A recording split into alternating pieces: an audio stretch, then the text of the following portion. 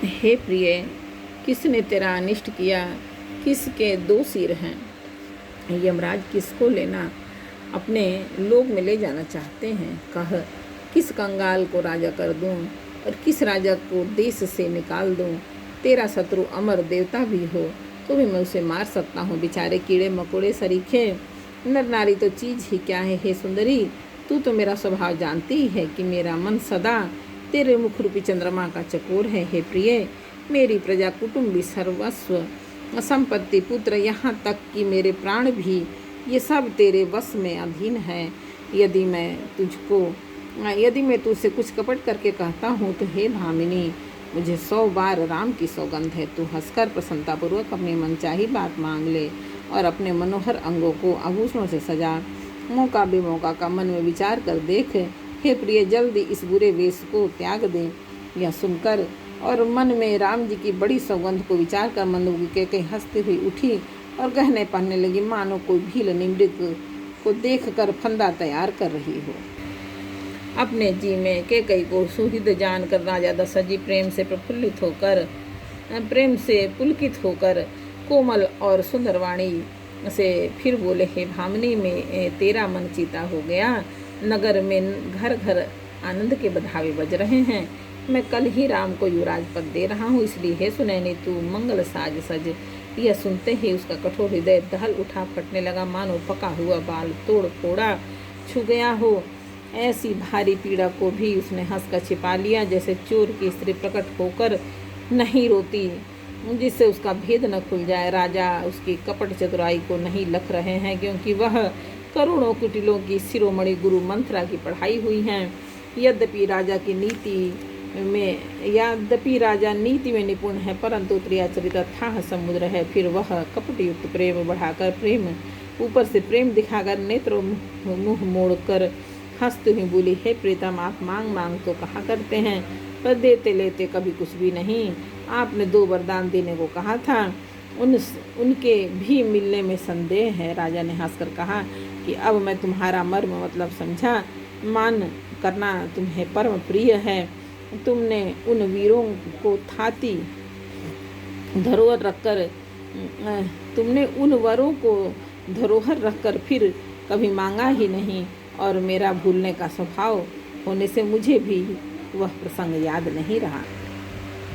मुझे झूठ मूठ दोष मत दो, चाहे 2 के बदले 4 मांग लो। रघुकुल में सदा ही यही रीति चली आई है कि प्राण भले ही चले जाए पर वचन नहीं जाता। असत्य के समान पापों का समूह भी नहीं है। क्या करोड़ों घुंघचियाँ मिलकर भी कहीं पहाड़ के समान हो सकती हैं? सत्य ही समस्त उत्तम सुकृतों पुण्यों की जड़ है।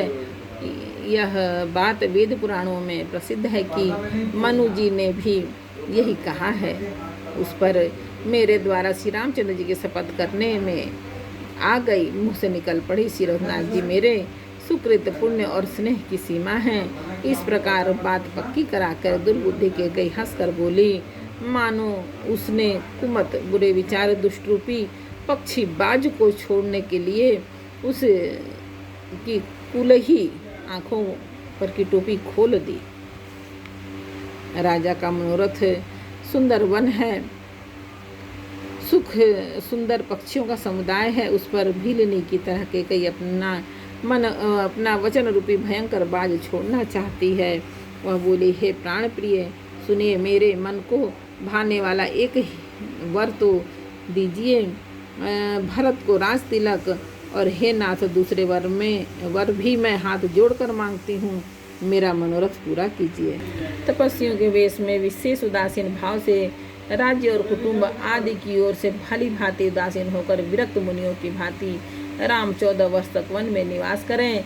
कैकेयी के कोमल विनय युक्त वचन सुनकर राजा के हृदय में ऐसा सुख हुआ, मानो जैसे चंद्रमा की किरणों के स्पर्श से चकवा विकल हो जाता है। राजा सहम गए, उनसे कुछ कहते न बना। मानो बाज वन में बटेर पर झपटा हो। राजा का रंग बिल्कुल उड़ गया, मानो ताड़ के पेड़ को बिजली ने मारा हो। जैसे ताड़ के पेड़ पर बिजली गिरने से वह झुलस कर बदरंगा हो जाता है, वही हाल राजा का हुआ।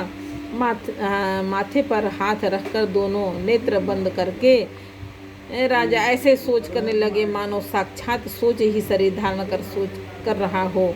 वे सोचते हैं, हाय मेरा मनोरथ रूपी कल्प वृक्ष फूल चुका था, परंतु फलते ही केकई ने हथनी की तरह उसे जड़ समेत उखाड़ कर नष्ट कर डाला।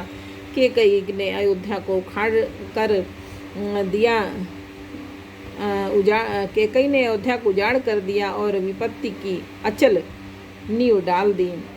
किस अवसर पर क्या हो गया? स्त्री का विश्वास करके मैं वैसे ही मारा गया जैसे योग की सिद्धि रूपी फल मिलने के समय योगी को अविद्या नष्ट कर देती है। इस प्रकार राजा मन ही मन झींक रहे हैं। राजा का ऐसा बुरा हाल देखकर दुर्बुद्धि के कई मन में बुरी तरह क्रोधित हुई और बोली, आप क्या भरत आपके पुत्र नहीं? क्या मुझे आप दाम देकर खरीद कर लाए हैं? क्या मैं आपकी विवाहिता पत्नी नहीं हूँ? मेरा वचन सुनते ही आपको बाण सा लगा तो आप सोच समझकर बात क्यों नहीं करते? उत्तर दीजिए, हाँ कीजिए, नहीं तो ना ही कर दीजिए। आप रघुवंशों में सत्य प्रतिज्ञा वाले प्रसिद्ध हैं। आपने ही वर देने को कहा था, अब भले ही ना दीजिए। सत्य को छोड़ दीजिए और जगत में अपयश लीजिए। सत्य की बड़ी सराहना करके वर देने को कहा था, समझा था कि यह चबेना ही मांग लेगी। राजा शिबी, दधीची और बलि ने जो कुछ कहा, शरीर और धन त्याग कर भी उन्होंने अपने वचन की प्रतिज्ञा को निभा के कई बहुत ही कड़े वचन कह रही है, मानो जले पर नमक छिड़क रही हो। धर्म की धूरी को धारण करने वाले राजा दशरथ ने धीरज धरकर नेत्र खोले और सिर धून कर तथा लंबी सांस लेकर इस प्रकार कहा कि इसने मुझे बड़े कठोर मारा, ऐसी कठिन परिस्थिति उत्पन्न कर दी जिससे बच निकलना कठिन हो गया। एक बार बोलो रामायण मैया की जय। श्री रामचरितमानस के अयोध्याकांड का 5वां समर्पण श्री राम माता